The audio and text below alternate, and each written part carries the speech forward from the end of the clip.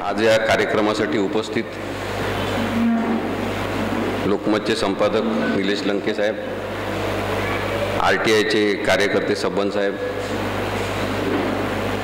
महाराष्ट्र टाइम्सचे ज्येष्ठ पत्रकार विजय होलमजी,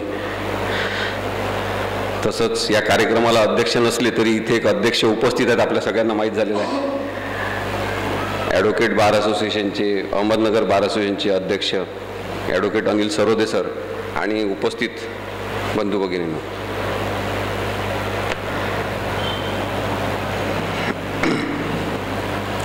ईडीबद्दल आपल्या सगळ्यांना वृत्तपत्रांमध्ये वाचून माहिती आहे. तरीसुद्धा या एका महत्त्वाच्या राष्ट्रीय तपास यंत्रणेबद्दल अनेक समज आणि गैरसमज आहेत. कायदा आणि त्यातली बेकायदेशीरता, कोणाचा संबंध आहे किंवा असंबद्धपणे कारवाई केलेली आहे, अशा अनेक घटनांमधून ईडी हा एक भयानक स्वरूपाचा काहीतरी प्रकार आहे असा सुद्धा समज अनेकांमध्ये आहे. राजकीय लोकांमध्ये ईडी म्हटलं की धडकी भरवणारी परिस्थिती निर्माण होते. अनेक जण घाबरतात की ईडीची तपास यंत्रणा आपल्या मागे लागू नये. सगळ्याच तपास यंत्रणा ज्या राष्ट्रीय स्वरूपाच्या असतील किंवा राज्य स्तरावरच्या असतील त्या समजून घेत असताना आपल्याला समाजकारण आणि राजकारण सुद्धा समजून घ्यावं लागतं. आणि त्यामुळे त्या संदर्भातल्या केसेस, त्याच्यामध्ये इन्व्हॉल्व असलेल्या व्यक्ती आणि ही चौकशी यंत्रणा कार्यान्वित करणारे घटक, या सगळ्यांचा विचार आपल्याला करावा लागतो. आणि म्हणून मग त्या अनुषंगाने मला नावं घ्यावं लागणार आहेत आज काही जणांचे. आपल्या इथे बसलेले काही जण भाजपचे असतील, काही काँग्रेसचे असतील, काही संघाचे असतील ज्यांचा भाजपशी काही संबंध नसतो, काही जण राष्ट्रवादी काँग्रेस शिवसेनेचे असतील. पण कोणत्याही राजकीय पक्षाचे असले तरी ईडीची कार्यपद्धती आपण समजून घेऊ, कायदा आपण समजून घेऊ आणि मग बेकायदेशीरता काय हे सुद्धा मी सांगण्याचा प्रयत्न करेन.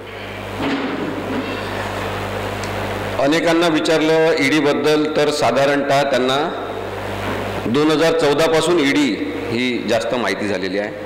पण वास्तविकता 1956 मध्ये ईडी कार्यान्वित झालेली आहे असं आपल्याला दिसते कायद्यानुसार.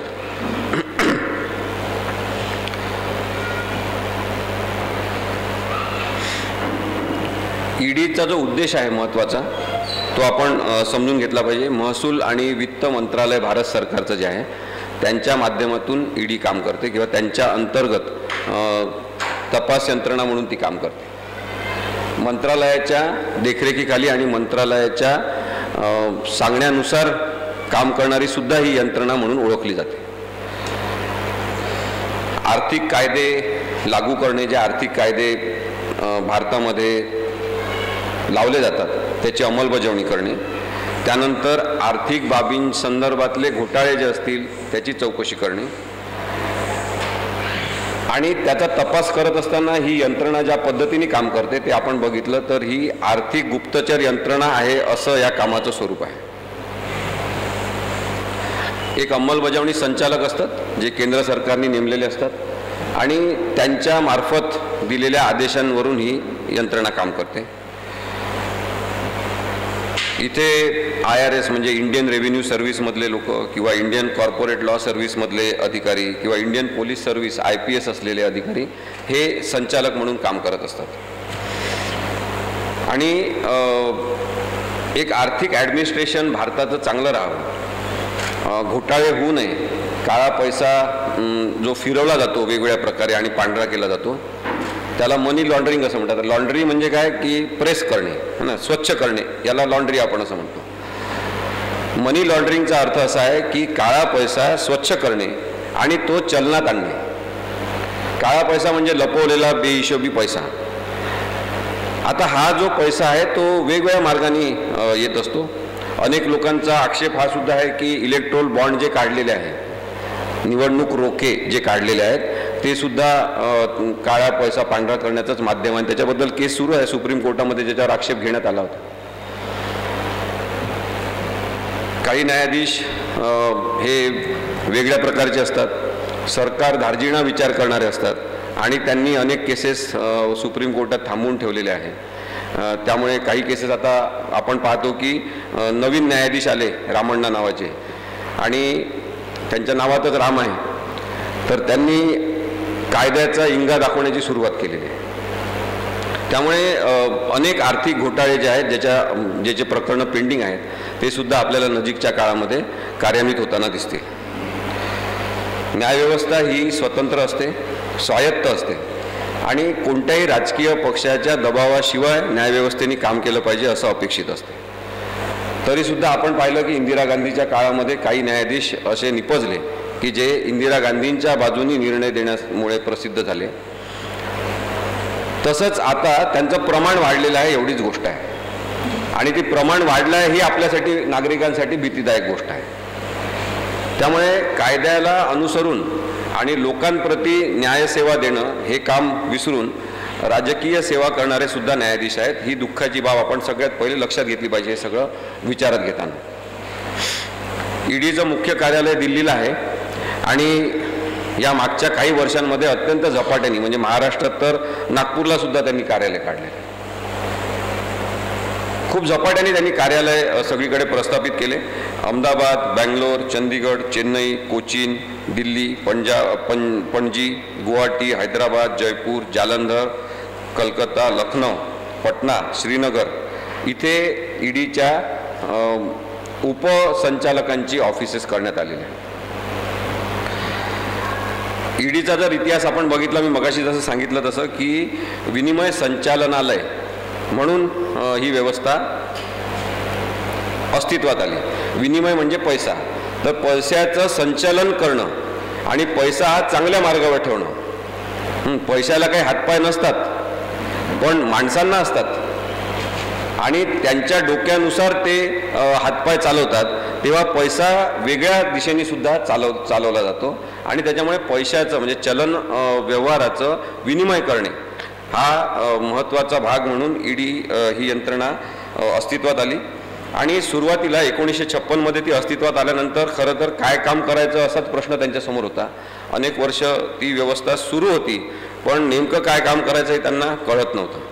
आणि त्यानंतर 1947 मध्ये जो परकीय चलन नियमन कायदा झाला होता, फेरा कायदा म्हणजे फॉरेन इकॉनॉमिक रेग्युलेशन, तर आता याच्यामध्ये फॉरेन फंडिंग जे मिळायचं, अनेकांना परदेशातून निधी मिळायचा, त्या निधींवर नियंत्रण झालं पाहिजे अशी एक या यंत्रणेचा वापर अशा पद्धतीने सुरू झाला.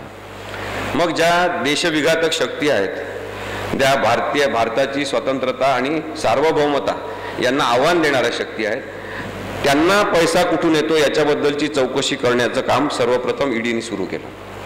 आणि ते आंतरराष्ट्रीय पातळीवर बरेचदा असायचं किंवा वरच्या पातळीवर असायचं, जसं लोकांशी संबंध नसायचा किंवा लोकांशी संबंधित असलेल्या लोकांची चौकशी होत नसल्यामुळे ईडी कोणालाच माहीत नव्हतं. आणि अशा प्रकारे त्याची चौकशी सुरू राहायची आणि त्या कायद्याची अंमलबजावणी होत होती. 1957 मध्ये जसं मी तुम्हाला सांगितलं 1951 मध्ये सुरू झाला आणि 1957 मध्ये याचं नामकरण करण्यात आलं ईडीच्या विभागाचं आणि पहिल्यांदा अंमलबजावणी संचालनालय असं त्याचं नाव करण्यात आलं की चलन आणि त्याबद्दलचा विनिमय याची अंमलबजावणी करणारी यंत्रणा म्हणून ईडी ही काम करायला लागली. आणि पहिली शाखा दिल्लीला झाल्यानंतर दुसरी शाखा मद्रासमध्ये त्याची उघडण्यात आली. ईडीचे जे अधिकार आहेत ते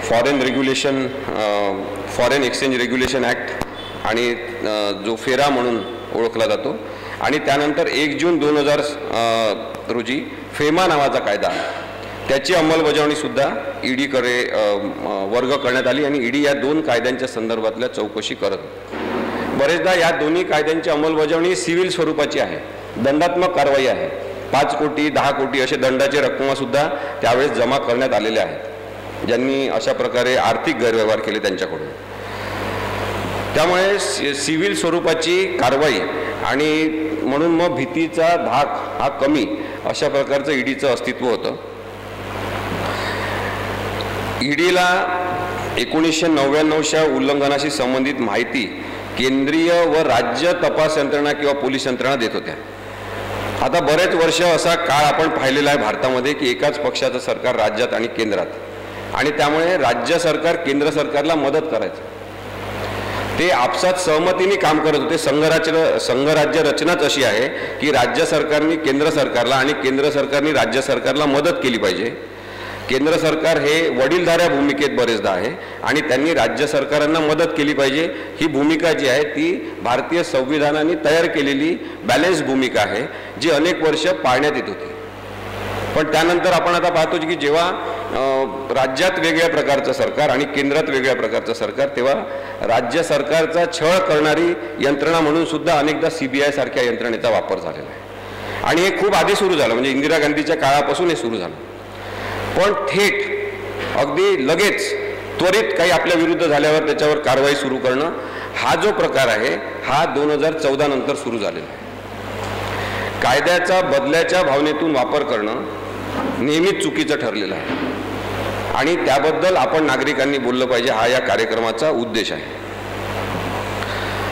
हवालाचं जे परकीय चलन रॅकेट उघडकीस आलं तिथपासून खरं तर ईडीचा संबंध हा गडद होत गेला, जास्त प्रमाणात आपल्याला माहिती झाला. आता हवालाचं प्रकरण आपल्याला माहिती आहे की कदाचित मला वाटते राजीव गांधीच्या काळात झालेलं होतं किंवा त्याच्या आधी झालेलं आहे. आणि हवाला आधीपासून कार्यरत होतं की तुम्ही विशिष्ट नंबरची नोट घेऊन जायचं आणि तिथे एका ठिकाणी द्यायची, तुम्हाला करोडो रुपये लाखो रुपये काय तुमची अमाऊंट ठरली असेल ती त्या नोटीच्या आधारे फक्त देण्यात येतो. असा हवालाचा जो रॅकेट आहे ते भारतात आणि परदेशात सुद्धा मग चालायला लागला. मला हे सांगितलं पाहिजे आपल्याला की हवाला ही जी प्रकार आहे, हा प्रकार आहे पैसे विनिमय करण्याचा जो बेकायदेशीर प्रकार आहे हवाला नावाचा, त्यालाच अंगडिया असंही म्हटलं जात होतं, आपल्याला माहीत असेल. आणि हे मुद्दाम सांगितलं पाहिजे मला की ही पद्धती गुजरातमधून सुरू झाली. गुजराती व्यापाऱ्यांनी अत्यंत चाणाक्षपणे ही हवाला आणि अंगडिया नावाची पद्धती सुरू केली, ज्याच्यामध्ये पैशाच्या हेराफेरी मोठ्या प्रमाणामध्ये भारतभर आणि परदेशात सुद्धा व्हायला लागल्या. एका शब्दावर लाखो रुपये आणि करोडो रुपये इकडचे तिकडे होत होते आणि कोणाला माहिती सुद्धा होत नव्हती. न्यायालयीन निर्णय जे या संदर्भातले आपण त्यावेळेसचे पाहिले, तर मी मगाशी जर सांगितलं की अंतर्गत दंडात्मक कारवाई करून आणि नंतर त्या व्यक्तीच्या संपत्तीची चाचपणी करून त्याच्यावर टाच आणून सील करून त्या व्यक्तीच्या संपत्तीचा लिलाव इथपर्यंत ही कारवाई व्हायची. आणि म्हणूनच मग सिव्हिल स्वरूपाचीच कारवाई असं याचं स्वरूप होतं की पैसे वसूल केले पाहिजे. आपले सरकारचे जे पैसे एका माणसाने वाया घालवलेले आहे किंवा काळा पैसा पांढरा करण्याचा प्रयत्न केलेला आहे, तर दंडात्मक कारवाई करून त्याच्याकडून ते पैसे तिपटीनी चौपटीनी काय असेल ते वसूल करायचे आणि सरकारी खात्यात पैसे जमा करायचे. तर तेव्हा ईडीच्या कार्यपद्धतीचा सगळा भर हा सरकारचं आर्थिक नुकसान ज्यांनी केलं असेल त्यांनी ते भरून दिलं पाहिजे असा होता. आणि मग सरकारच्या तिजोरीत पैसा जमा झाला पाहिजे, सरकारचं नुकसान करणाऱ्याला आम्ही माफ करणार नाही, अशा स्वरूपाची ही प्रक्रिया आपण तेव्हा बघू शकतो. अंमलबजावणी संचालनालय जे आहे ते अनेक प्रकारच्या शिफारसी करते की परकीय चलन संरक्षण आणि तस्करी प्रतिबंधक कायदा जो आहे त्याच्यानुसार, म्हणजे कोफेपोसा असं त्याला म्हणतात, तो कायदा जो आहे त्याच्या अंतर्गत सुद्धा कारवाया ईडीने त्यावेळेस केलेल्या आहे आणि आता सुद्धा त्यांना ते अधिकार आहेत. मग त्याच्यामध्ये एखाद्या प्रकरणाचं सर्वेक्षण करणं, एखाद्याच्या संपत्तीचं सर्वेक्षण करणं, तपास करणं, जप्ती करणं, अटक करणं आणि आता सध्या आपण पाहतो की PMLA कायदा जो आहे, protection of money laundering act, याच्यानुसार कारवाया करण्याचं प्रमाण आत्ता वाढलेलं आहे. ते 2014 पासून नाही, त्याच्या आधीपासूनच वाढलेलं आहे. पण 2014 मध्ये त्याचा आपण या PMLA कायद्याच्या अंतर्गत झालेल्या कारवायांचा विस्फोट झालेला आपण पाहतो. खूप मोठ्या प्रमाणात कायद्याचा वापर करून आपल्या विरोधकांना शरणार्थी बनवण्याची प्रक्रिया PMLA कायद्याअंतर्गत ईडीने सुरू केली. बघा, आता भारतीय संविधान जे आहे ते लवचिक आहे, कायदा बदलला जाऊ शकतो, कायद्यामध्ये सुधारणा केली जाऊ शकते, परंतु कायदेशीर सुधारणा या संविधानाच्या चौकटीत असल्या पाहिजे. आता संविधानाच्या चौकटीत बदल न करता आहे तेच कायदे वापरण्याचं कौशल्य, राजकीय कारणांसाठी वापरण्याचं कौशल्य जे आहे ते 2014 नंतर प्रचंड मोठ्या प्रमाणात विकसित झालेलं आहे. जसं आईच्या पोटातून एखादं मुलं काहीतरी ट्रेन होऊन येते, तशा प्रकारे अचानक 2014 मध्ये ट्रेन झालेले 2 मुलं आले आणि त्यांनी मोठ्या प्रमाणामध्ये या सगळ्या यंत्रणांचा गैरवापर कसा करायचा हे आपल्याला दाखवून दिलेलं आहे. ईडीने ज्या प्रमुख घोटाळ्यांची चौकशी केलेली आहे त्याच्यामध्ये काँग्रेस, राष्ट्रवादी, शिवसेना या अनेकांचे घोटाळे आहेत. त्याच्या आधी काही भाजप संबंधित पण घोटाळे चौकशीसाठी आलेले आहेत. भारत छोडो आंदोलन करून जे परदेशात पळून गेलेले व्यापारी आहेत ते बरेच जण हे भाजपशी संबंधित आहेत. त्यांच्यासोबतचे फोटो माननीय पंतप्रधानांचे आपण पाहिलेले असतील. आदर्श घोटाळा जो आहे तो महत्त्वाचा एक घोटाळा ईडीच्या चौकशीच्या अंतर्गत उघड झालेला. त्याच्यामध्ये अशोक चव्हाण यांना आपलं मुख्यमंत्रीपद सोडावं लागलं होतं. 2G घोटाळा जो आहे तो सुद्धा अत्यंत मोठा घोटाळा. खरं तर आता 4G आणि 5G पर्यंत आपण पोहोचलेलो आहे. त्याच्यामध्ये घोटाळा आहे असं माझं स्पष्ट मत आहे. मी अनेक तंत्रज्ञ लोकांशी बोलतो. मी मोबाईल टॉवरच्या संदर्भातल्या किंवा या ज्या मोबाईलच्या इलेक्ट्रॉनिक फ्रिक्वेन्सीमुळे माणसांना त्रास होऊ शकतात त्याच्याबद्दलच्या केसेस हायकोर्टात केलेल्या आहेत.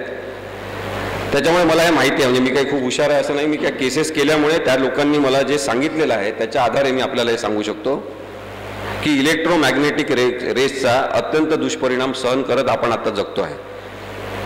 आणि म्हणून अशाच एका प्रकरणामध्ये जुही चावलानी केलेली केस अत्यंत महत्त्वाची होती. परंतु कदाचित न्यायाधीशांना ते समजून घेण्यामध्ये असमर्थता आली असेल आणि त्यांनी दंडात्मक कारवाई केली.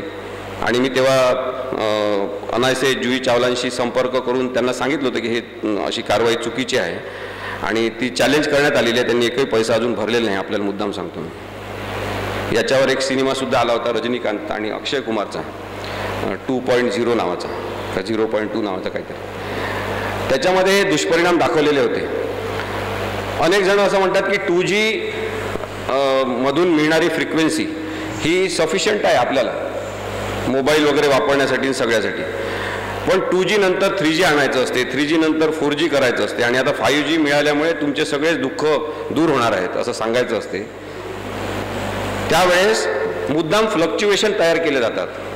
तुम्हाला सेवा विस्कळीत स्वरूपाची मिळाली पाहिजे अशी व्यवस्था केली जाते आणि मग भारतभर पसरवलं जाते. मग त्यांचे तज्ज्ञ टाईपचे जे पाळीव तज्ज्ञ असतात ते लेख लिहितात इंग्लिशमध्ये, मराठीमध्ये, हिंदी पेपरमध्ये की ही जी फ्रिक्वेन्सी आपल्याला कमी पडत आहे ही 3Gमुळे दूर होऊ शकते किंवा ही मग 4Gमुळे होऊ शकते आणि आता सांगतात की 5Gमुळे होऊ शकते. एका मिनिटात तुम्ही कोणताही व्हिडिओ डाउनलोड करून पाहू शकता.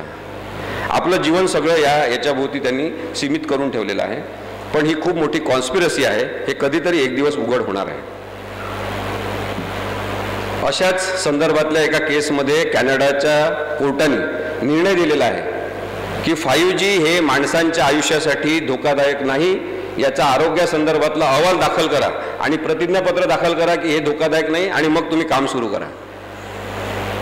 पण भारतामध्ये सध्या यारवाद सुरू आहे. यारवाद म्हणजे काय की जे राजकीय शीर्षस्थ नेते जे आहेत आपल्या भारताचे त्यांचे मित्र असलेले जे म्हणजे यार असलेले जे लोक आहेत त्यांच्यानुसार सगळ्या प्रकारच्या पॉलिसी ठरवल्या जातात. हे आपल्याला दुर्दैवाने मान्य करायला पाहिजे.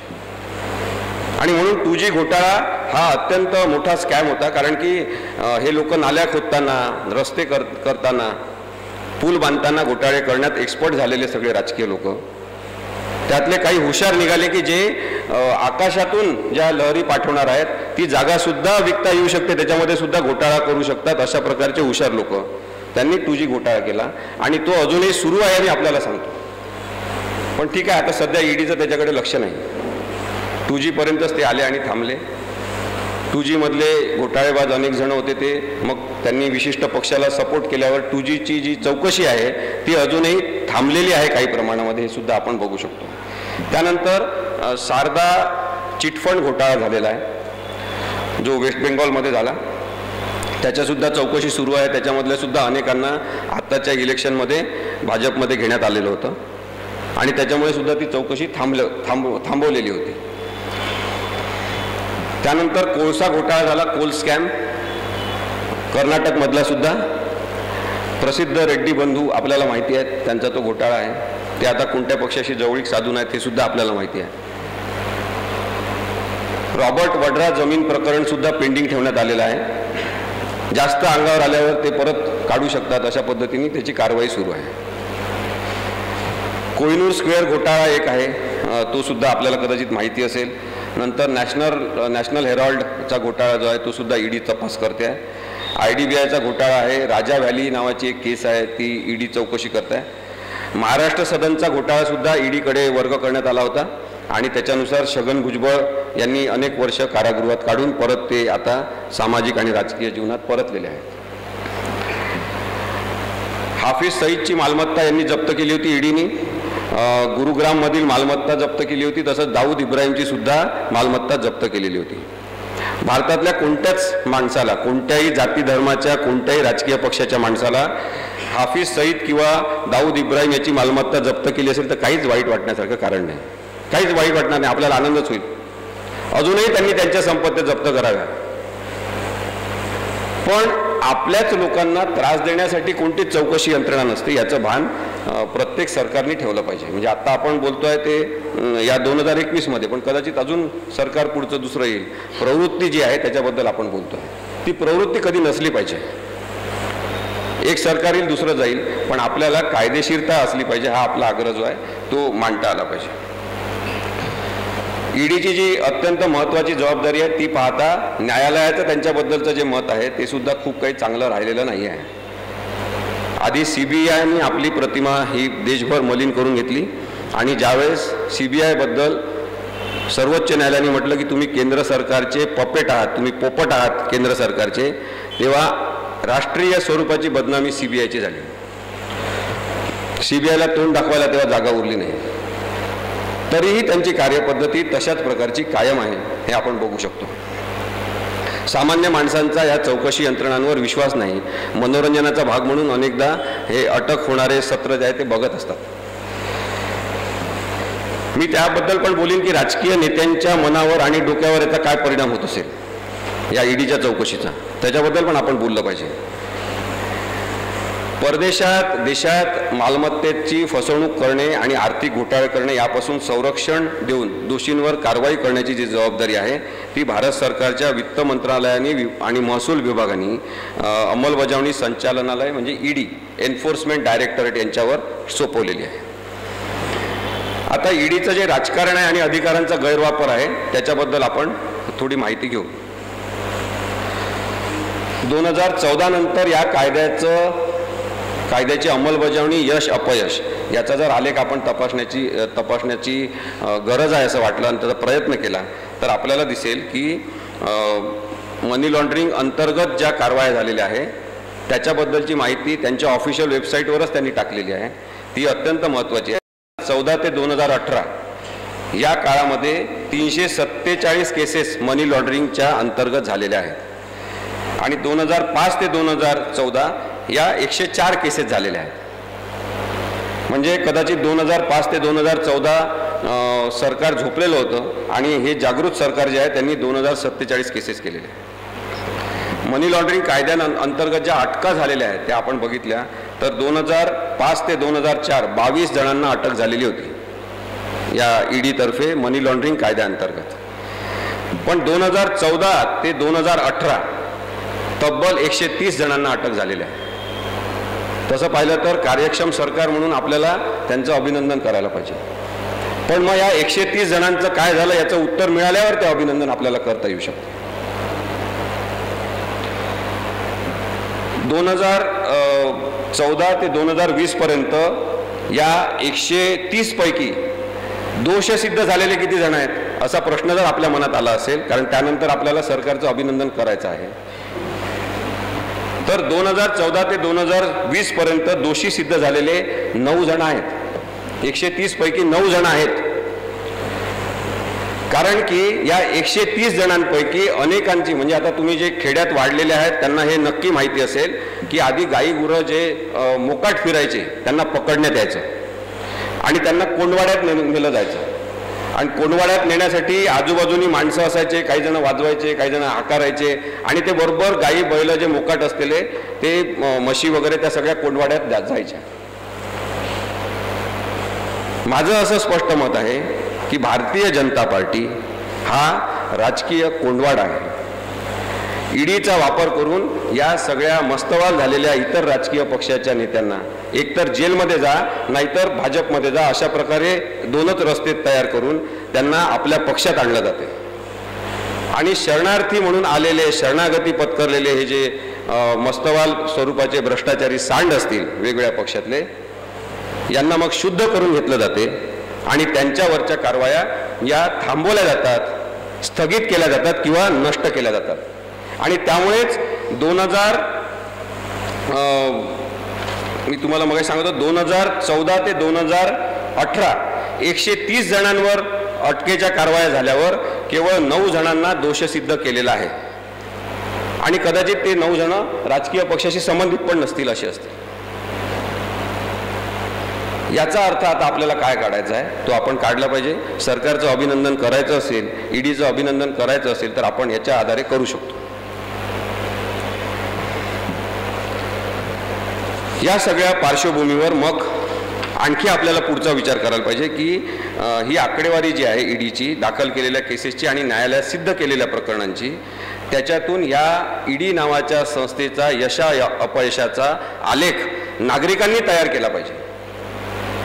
सरकारला आपण सांगितलं पाहिजे की तुम्ही व्यवस्थित कारवाया करत नाही आहात, आरोपींना शिक्षा झाली पाहिजे, तो परिणाम आम्हाला याच्यातून दिसत नाही.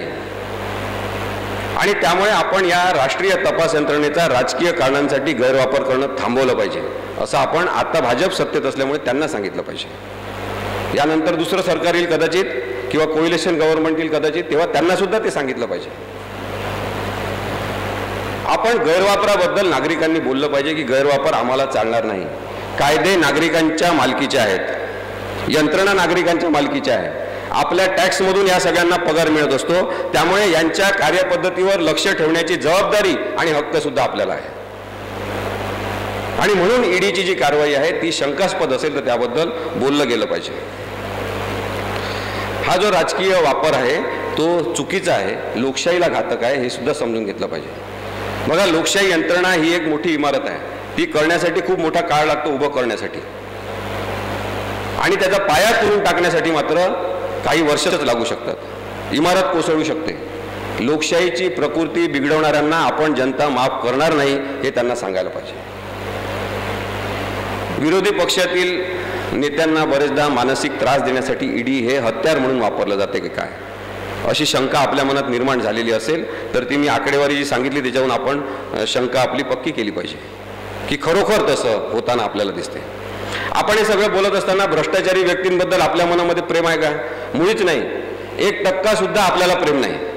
सगळ्या भ्रष्टाचारी लोकांना अटक केली पाहिजे, त्यांना कारागृहात टाकलं पाहिजे, त्यांच्यावर कडक कारवाई केली पाहिजे. कोणत्याही राजकीय पक्षाचा असो, कोणत्याही धर्मजातीचा असो, आपल्याला त्या भ्रष्टाचारी माणसाशी देणं घेणं नाही. परंतु प्रक्रिया व्यवस्थित वापरली जाते का याच्याबद्दल आपण बोललं पाहिजे. आणि म्हणून मग विरोधी पक्षातील नेत्यांना जो मानसिक त्रास दिला जातो त्याबद्दल आपण जर विचार केला तर त्यांची एका क्षणात भारतभर आणि त्यांच्या मतदारसंघात बदनामी करण्याचं जे काम आहे ते ईडी या तपास यंत्रणेमार्फत होत असते. तुम्ही हा सुद्धा विचार करा की आपल्या कायद्याचं जे तत्व आहे की 100 निर्दोष जे दोषी आहेत ते सुटलेच चालतील, पण एक निर्दोष जो आहे त्याला शिक्षा व्हायला नको. आणि म्हणूनच आपण फेअरनेस त्याच्यामध्ये असला पाहिजे असं म्हणतो. चौकशीमध्ये फेअरनेस असला पाहिजे, चौकशीमध्ये प्रामाणिकता असली पाहिजे, तर हे आपल्याला टाळता येऊ शकते. पण सातत्याने आपण पाहतो की एका क्षणात बदनामी करणारी यंत्रणा म्हणून ईडीची तपास यंत्रणा काम करत आहे. पुढे काय व्हायचं ते होऊ द्या त्या माणसाचं, परंतु त्याच्यावर ईडीची कारवाई करा, न्यूजपेपरला सांगा आणि त्याची बदनामी करून टाका. लोकांमध्ये परसेप्शन तयार करा, शंकास्पद आहे हा माणूस, आर्थिक घोटाळे करतो हा माणूस, अशी शंका तयार करा आणि त्या माणसाचं करिअर उद्ध्वस्त करून टाका. सार्वजनिक जीवन उद्ध्वस्त करायचं, त्याची बोलती बंद करायची की तो माणूस समाजातच नाही संसदेत आल्यावर सुद्धा आणि विधानसभेत उभा राहिलेला असताना सुद्धा प्रश्न विचारू शकणार नाही, अशी व्यवस्था करा. शक्तिहीन करण्याची जी प्रक्रिया आहे माणसांना, जे नेते म्हणून उभे असतात समाजामध्ये काही काम केल्यावर, ती सुद्धा चुकीची आहे असं माझं स्पष्ट मत आहे. मी पुन्हा एकदा सांगतो की जो भ्रष्टाचारी असेल त्याला शिक्षाच झाली पाहिजे, कठोर शिक्षा झाली पाहिजे, परंतु कायद्याची प्रक्रिया ही योग्य पद्धतीने झाली पाहिजे. त्याला ड्यू प्रोसेस ऑफ लॉ म्हणून आपण म्हणतो. त्याचा मार्ग जो आहे तो कधीही कुंठित व्हायला नको. ईडीच्या मनमानी अधिकारांना सर्वोच्च न्यायालयात वारंवार आव्हान देण्यात आलेलं आहे.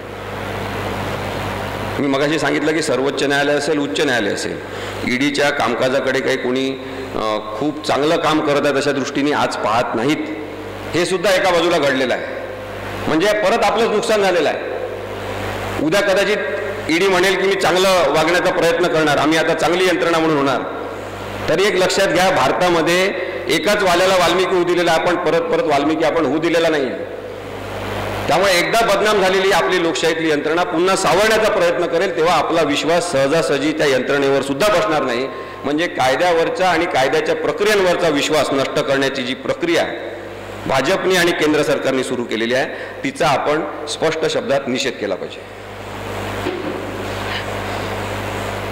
कायदे मंडळ जे आहे ते लोकांचं शोषण थांबवण्यासाठी कार्यरत असलं पाहिजे. आपण तपास यंत्रणेच्या नावाखाली कोणाच्या हातात कुलीत द्यायचं आणि राजकीय लोकांनी त्याचा गैरवापर करायचा, याच्यासाठी तर आपण नक्कीच या यंत्रणा उभ्या केलेल्या नाही.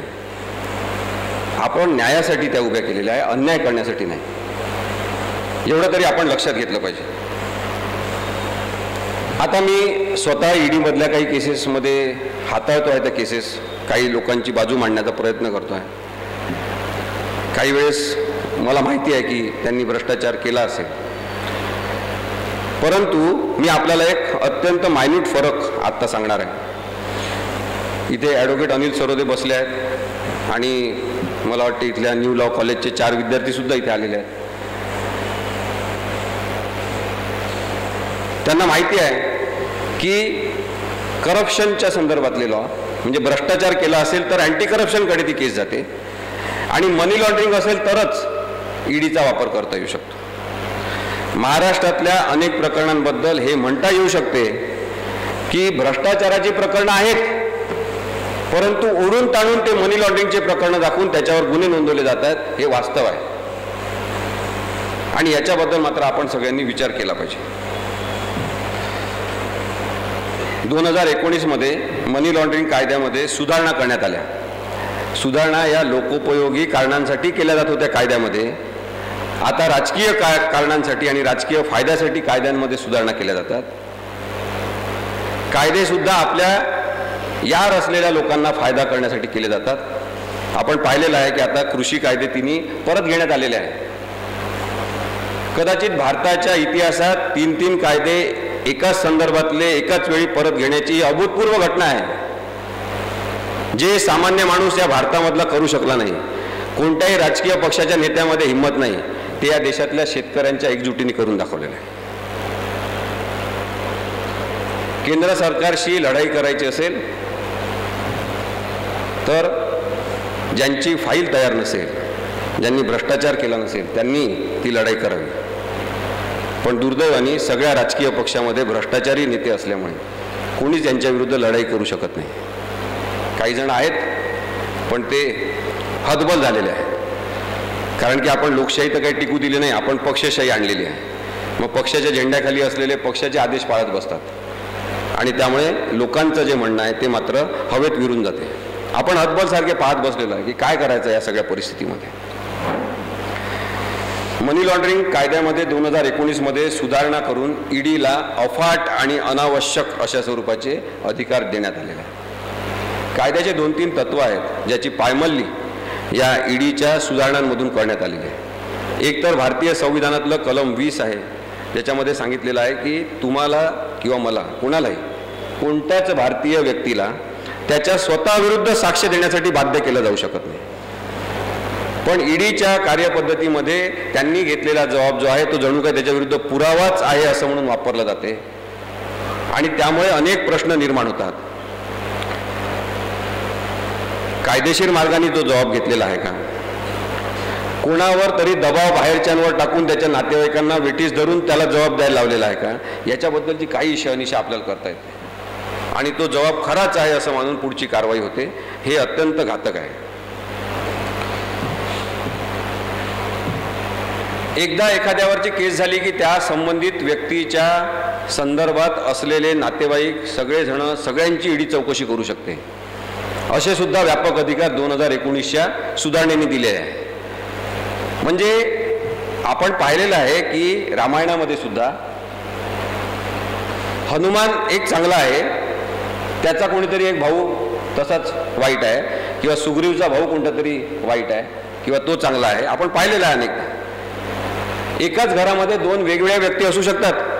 रावण आणि विभीषण भाऊभाऊच होते की नाही. मग रामाकडून विभीषण होता म्हणून तो चांगला आणि रावण वाईट झाला.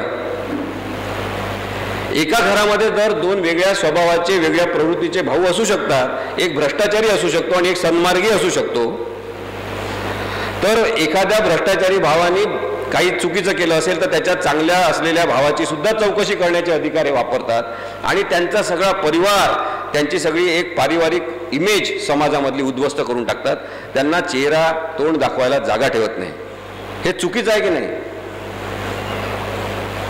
कोणीच कोणता प्रश्न विचारायचा नाही, आम्ही कोणती चौकशी करू, आम्हाला ज्या लोकांचे वाटते त्यांची करू, अशा प्रकारची जी पद्धती आहे ती अत्यंत चुकीची आहे. अनेक केसेस झाल्या. म्हणजे आता मागच्या काही वर्षापूर्वी अर्नेश कुमारची केस झाली. त्याच्यामध्ये सांगितलं की CRPCच्या कलम 41 नुसार चौकशी करण्याच्या संदर्भातली नोटीस आधी दिली पाहिजे आणि मग नंतर चौकशी केली पाहिजे. ते सुद्धा तत्व या कायद्याने बाजूला ठेवलेलं आहे. ही जी 157 नुसार कारवाई होते ती दंडाधिकाऱ्यांच्या परवानगीने झाली पाहिजे असं कायद्यात म्हटलेलं असताना तशी सुद्धा परवानगी घेण्याची गरज नाही अशी ही सुधारणा आता करण्यात आलेली आहे. आणि त्यामुळे ईडी कोणावरही संशयित म्हणून FIR दाखल करू शकते.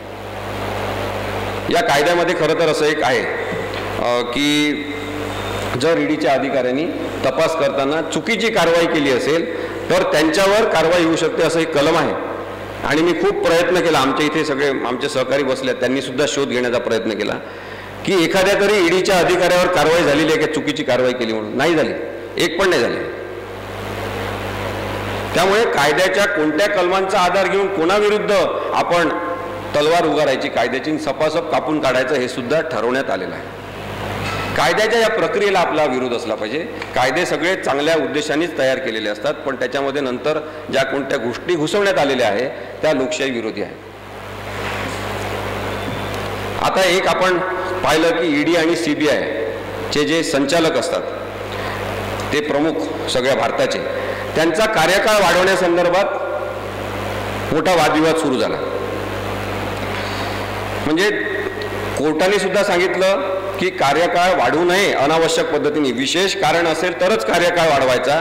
परंतु सरकारने अशी सुधारणा केली की 2 ते 5 वर्षापर्यंत कार्यकाळ वाढवला जाऊ शकतो. आणि ईडीचे संजय कुमार मिश्रा आणि CBIचे सुबोध कुमार जयस्वाल, CBIचे डायरेक्टर, यांचा कार्यकाळ अनावश्यकपणे वाढवण्याचा प्रयत्न ते करत आहेत. म्हणजे आपल्या मर्जीतले जे अधिकारी असतील, जे आपल्या हातातले बावले झालेले असतील, ज्यांनी त्यांचं IPSचं IRSचं जे काही शिक्षण असेल खूप उच्च दर्जाचं, ते सगळं शिक्षण यांच्या पायाशी वाहून दिलेलं असेल असे अधिकारी आपल्याला पाहिजेत. त्यांचा कार्यकाळ आपण किती वेळ वाढवायला तयार आहे. न्यायालयाशी सतत संघर्ष करण्याची जी भूमिका अशा प्रकारची बेकायदेशीर आहे तो सुद्धा चिंतेचा भाग आहे, समजून घ्या.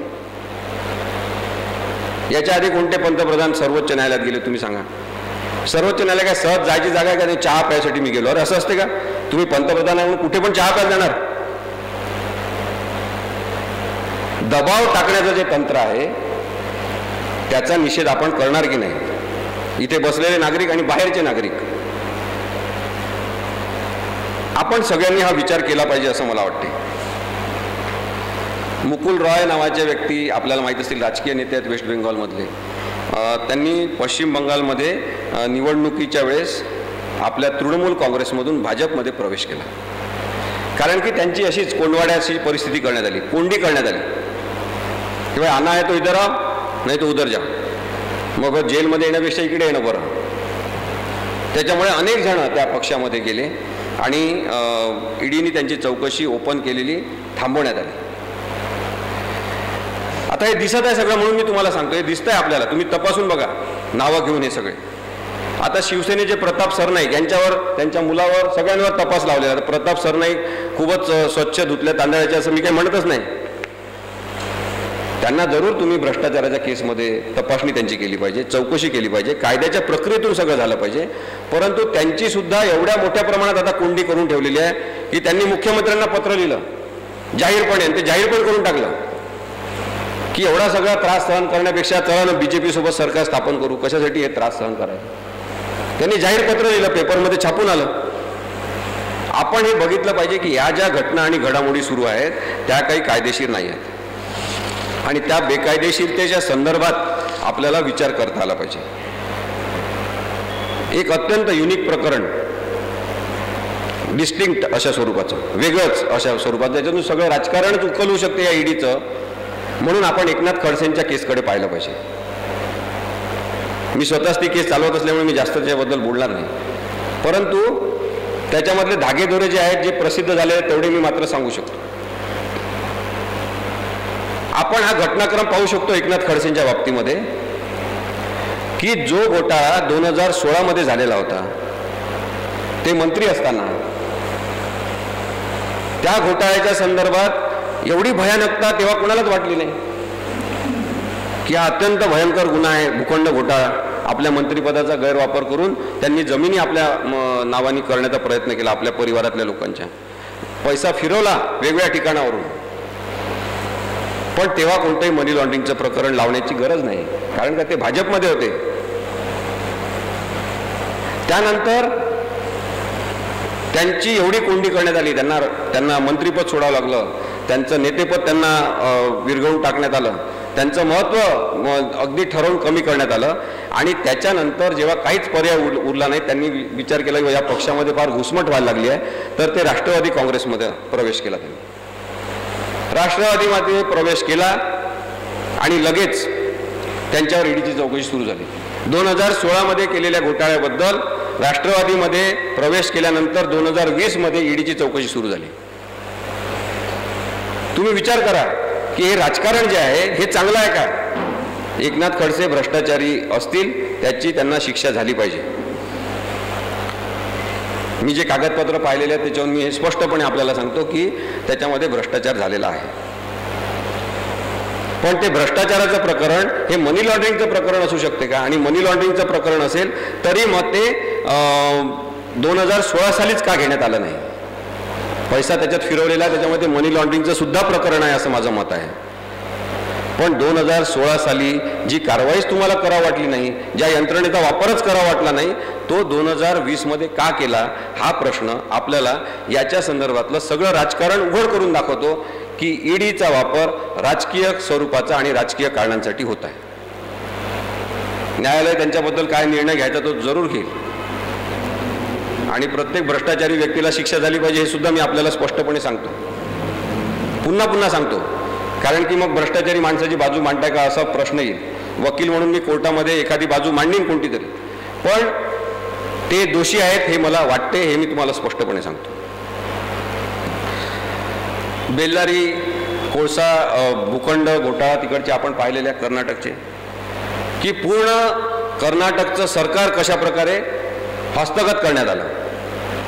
रेड्डी बंधू जे आहे कोळसा खाणीमधले सम्राट, त्यांच्या मागे ईडीची चौकशी लावण्यात आली. त्यांना वेगवेगळ्या प्रकारे अटक करू, जेलमध्ये टाकू अशा पद्धतीने परिस्थिती निर्माण करण्यात आली. आणि रेड्डी बंधूंचा सपोर्ट घेऊन त्यांच्या काळ्या कोळशाच्या आधारे जमा केलेल्या मनी लॉन्ड्रिंगच्या पैशाच्या आधारे कर्नाटकमध्ये भाजपनी सरकार आणलेलं आहे. आपल्याला हे स्पष्टपणे समजायला पाहिजे. म्हणजे मी अत्यंत स्पष्ट शब्दात आपल्याला सांगतो, 16,500 कोटी रुपयाचा घोटाळा आहे रेड्डी ब्रदर्सचा, पण ते आता पवित्र झालेले आहेत. कर्नाटकातील 2018च्या निवडणुकीच्या अगोदरच तपासामधले तांत्रिक कारणं पुढे करून त्यांना शुद्ध करून घेण्यात आलेलं आहे आणि त्यांच्या पाठिंब्यावर सरकार आहे. कर्नाटकचं जे राजकारण आहे त्या संदर्भात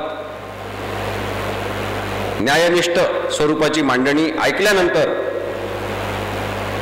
न्यायाशी प्रामाणिक असणारा एक न्यायाधीश त्यांना तिथं भेटला महाराष्ट्रातला. त्यांचं नाव होतं जस्टिस अभय ओक. कडक शब्दात त्यांनी त्याची तपासणी केली, ताशेरे ओढले आणि त्यांनी सांगितलं की येडियुरप्पा हे चुकीचे वागत आहेत. येडियुरप्पांची सगळी कारकीर्द शंकास्पद आहे असं जस्टिस अभय ओकनी नोंदवलं आणि त्याच्या विरुद्ध त्यांना सुप्रीम कोर्टात जावं लागलं, जिथे सरकारी न्यायाधीश होते आणि सरकारी न्यायाधीशांनी त्या चौकशीवर स्टे दिलेला आहे. आता सरकारी न्यायाधीश नाही आहेत, त्याच्यामुळे कदाचित परिस्थिती पुन्हा बदलू शकते.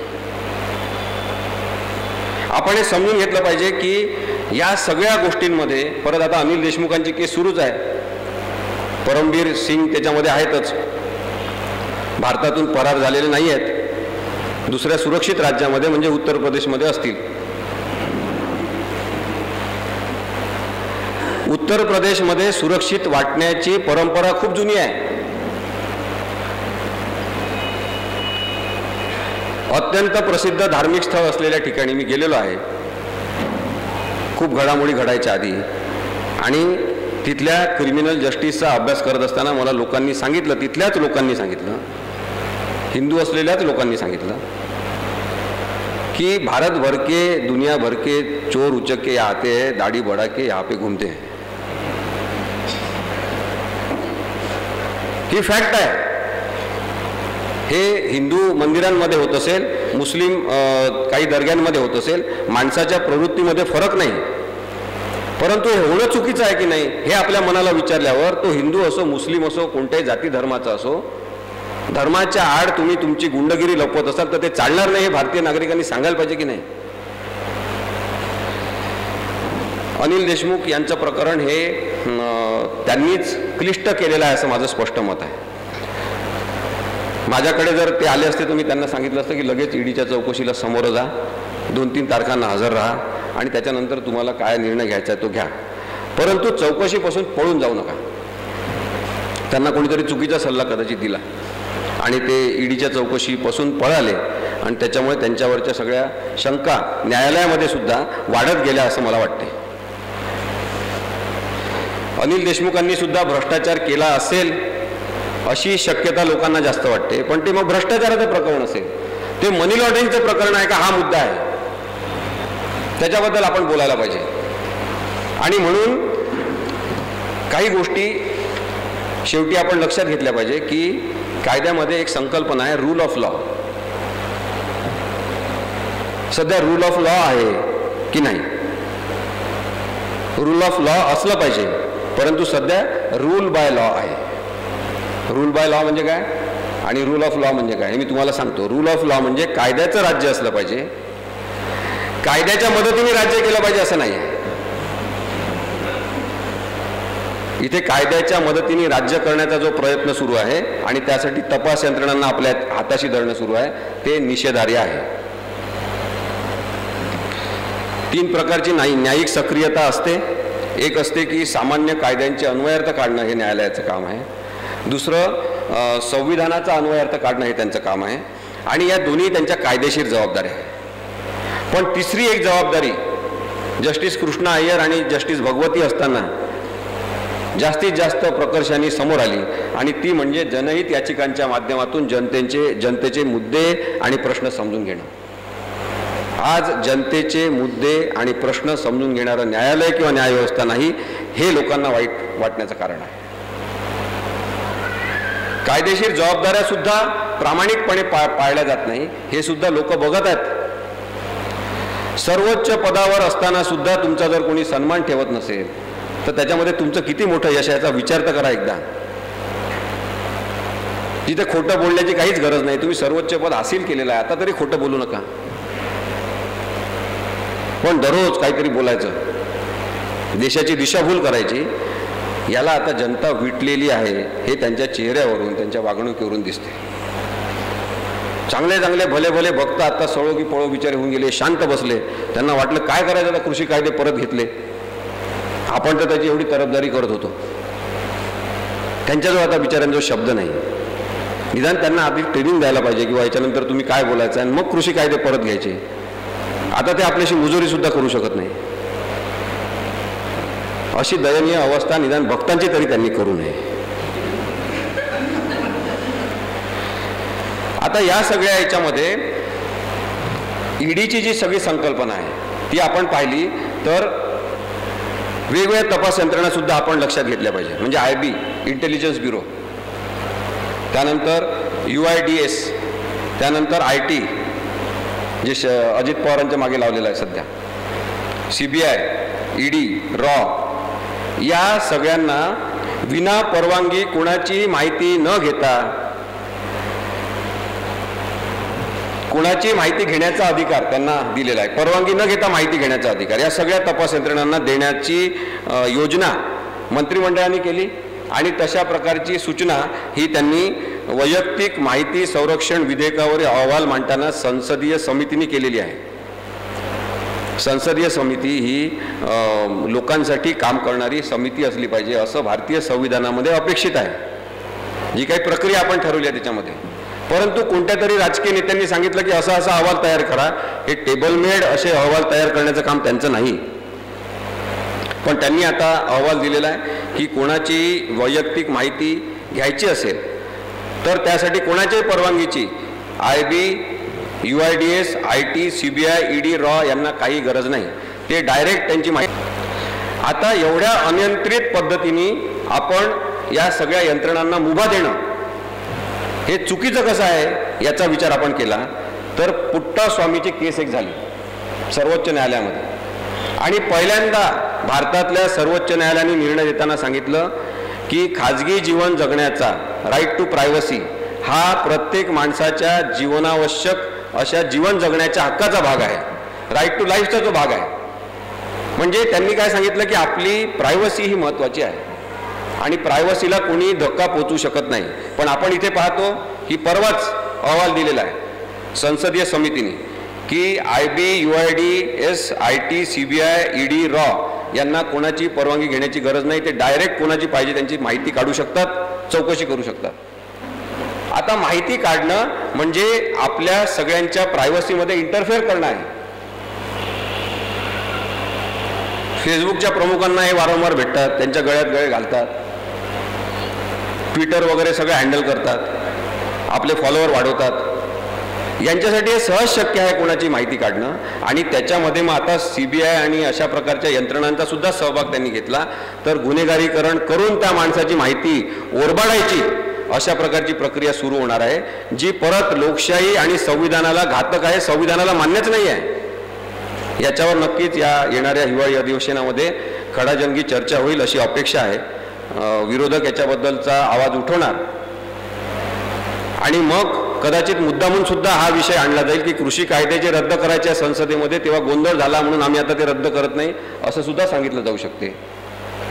या सगळ्या राजकीय ज्या घटनाक्रमाचा आपल्याला वीट आला पाहिजे, राग आला पाहिजे, वाईट वाटलं पाहिजे की लोकांच्या उपयोगासाठी तुम्ही कायदे केले पाहिजे आणि यंत्रणा राबवल्या पाहिजे. सर्वोच्च न्यायालयाने यांना सांगितलेलं आहे. पिगॅसिसची केस झाली आपण पाहिली आत्ताच.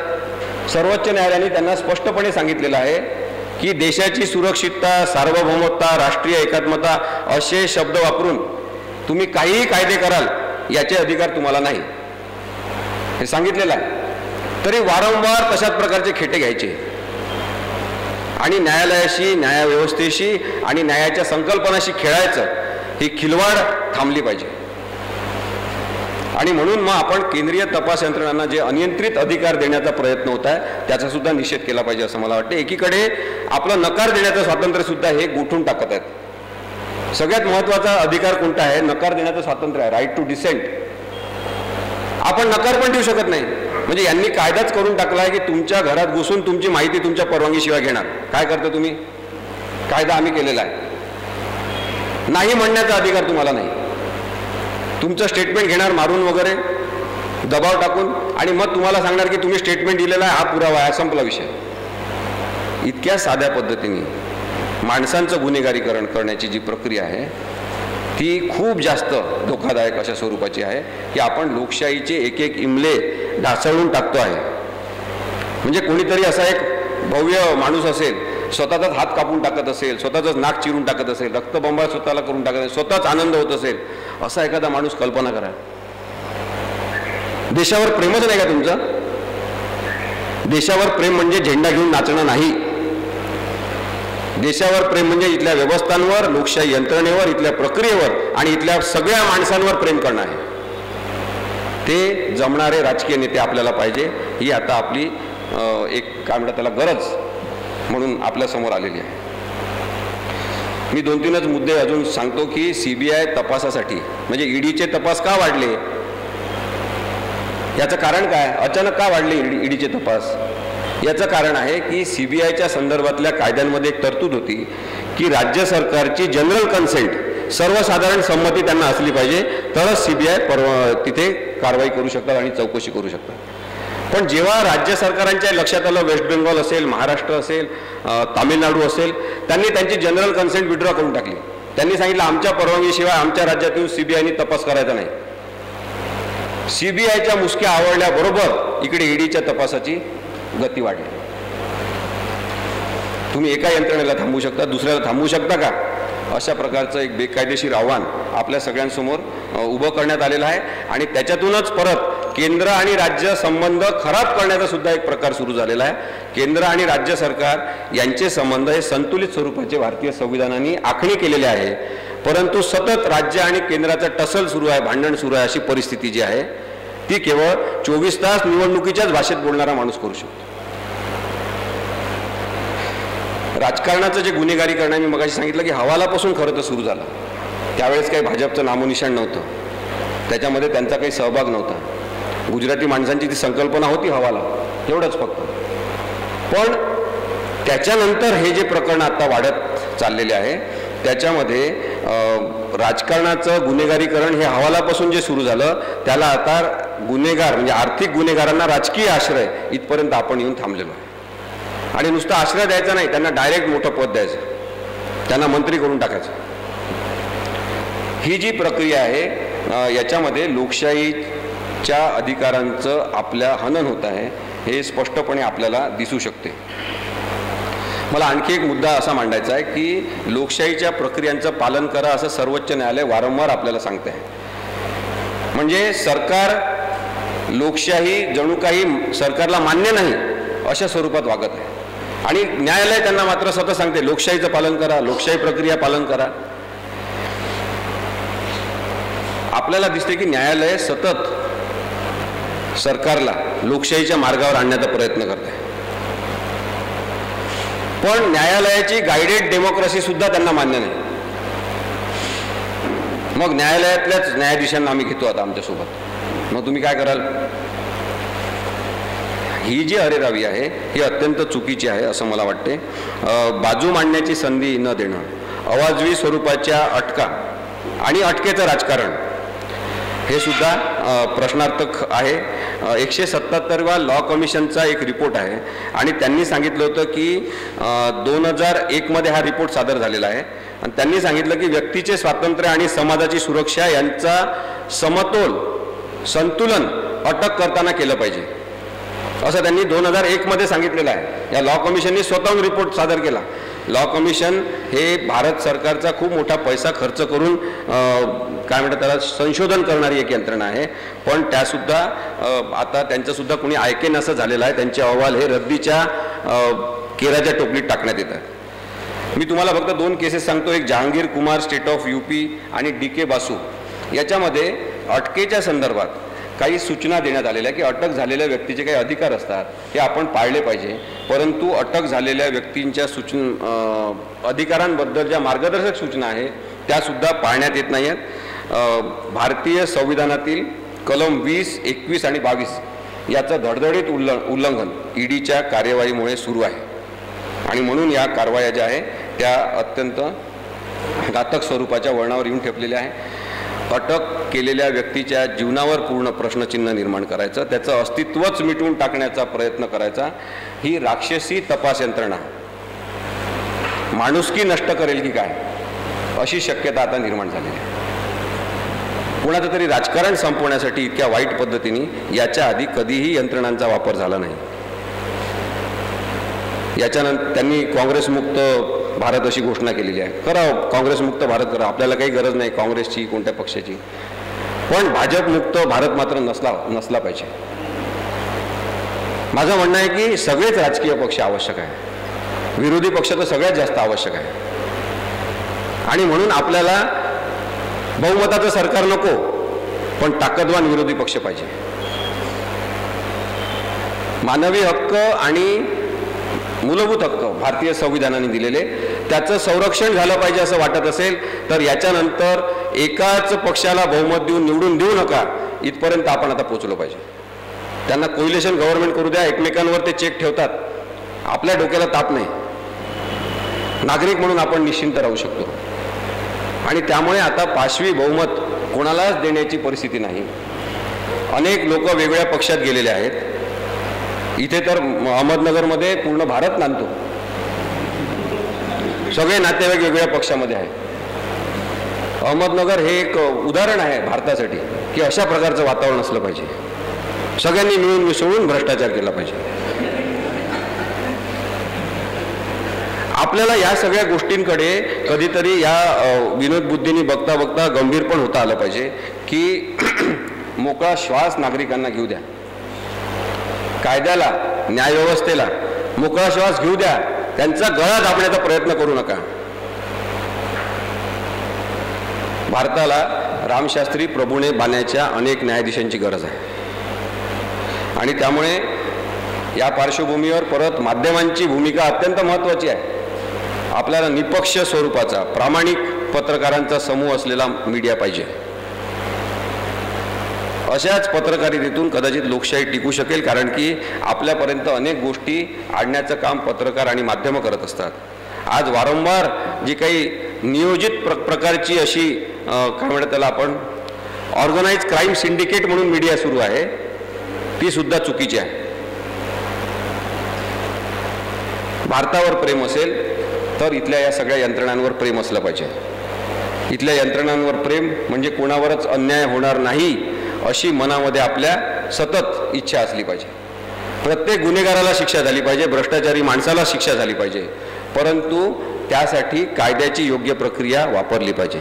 370 कलम रद्द झालंच पाहिजे, काही हरकत नाही, पण त्यासाठी कायद्याची प्रक्रिया वापरली पाहिजे. आणि म्हणूनच सुप्रीम कोर्टामध्ये ते मॅटर पेंडिंग आहे. काढतील हे न्यायाधीश आता काही दिवसात. कायदेशीरता जी आहे त्याची चळवळ निर्माण झाली पाहिजे. हे ईडीच्या वाईट बेकायदेशीर कार्यपद्धतीतून समोर आलेलं आहे, अधोरेखित झालेलं आहे की नागरिकांनी जागृत झालं पाहिजे, कायदा समजून घेतला पाहिजे. कायद्याच्या प्रक्रियांसंदर्भात सजग असलेले नागरिक हे भारतीय लोकशाहीला पुन्हा उभारी देऊ शकतात. नाहीतर सगळे राजकीय नेते मिळून ही पूर्ण राजकीय आणि सामाजिक व्यवस्था यंत्रणा, लोकशाहीची सगळी व्यवस्था उद्ध्वस्त करून टाकतील. आपण भस्मासूर निर्माण केलेला आहे. भस्मासुरांनी स्वतःच्या डोक्यावर हात ठेवल्याशिवाय तो जाणार नाही. स्वतःच्या डोक्यावर तो हात ठेवेल यासाठी आपल्याला काहीतरी वाद्य वाजवावं लागेल. आणि ते संविधानाचं वाद्य आहे, ते कायद्याचं वाद्य आहे, ते लोकशाहीचं आहे. आणि त्याचे ठोके आपण लक्षात घेतले तर नागरिकांनी मनावर घेतल्यावर खूप काही कठीण नाही असं मला वाटते. धन्यवाद.